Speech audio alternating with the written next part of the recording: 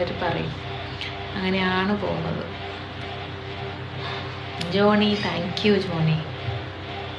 ആദ്യമായിട്ടാണോ ജോണി വരുന്നത്? സാരയില്ല, നാളെ വന്നോ.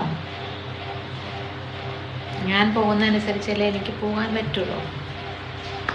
യുവർ ലവർ എനിക്ക് ഒന്ന് ഇൻബോക്സിലൊന്ന് മെസ്സേജും കൂടി അയക്കും. Touch, keep touch. I am big fan of you. Jithin Shivashankar, thank U.